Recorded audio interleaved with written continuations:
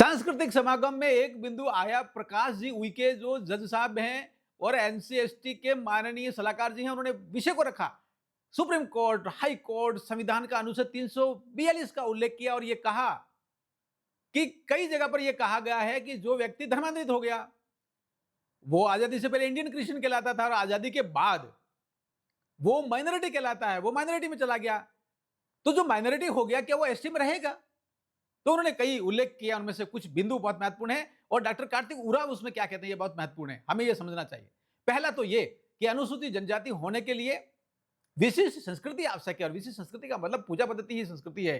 हमारे आदि विश्वास है, पुरखों ने कैसे पूजा है, पुरखों की संस्कृति क्या है। हो सकता है वो वाचिक परंपरा, वो लिखा हुआ नहीं है वो, लेकिन परिवार जानता है, समाज जानता है और वो दिखता है समाज में, वही होना चाहिए। डॉक्टर कार्तिक उरांव जी जो कांग्रेस से आते थे, उन्होंने 1970 के दशक में एक अभियान चलाया और यह कहा कि जिस प्रकार से एससी के अंदर धर्मांतरित ईसाई और धर्मांतरित इस्लाम के लोग नहीं हैं, वैसा का वैसा कानून, जैसा का वैसी व्यवस्था एसटी में भी होनी चाहिए। लेकिन कांग्रेस के महान लोगों ने इसको नहीं होने दिया। तत्कालीन प्रधानमंत्री इंदिरा गांधी ने भी इसको नहीं होने दिया, रिकॉर्ड पर है।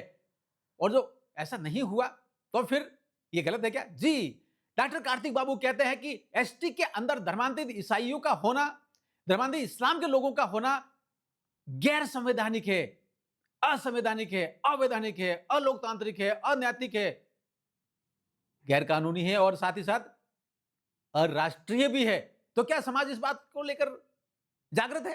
निश्चित रूप से जागृत है। और जनजातीय सांस्कृतिक समागम में यह प्रश्न बहुत अच्छे से आया है। मुझे लगता है डिलिस्टिंग इसको कहते हैं और यह डिलिस्टिंग एक न एक दिन होना चाहिए। यह समाज का प्रबोधन हुआ है।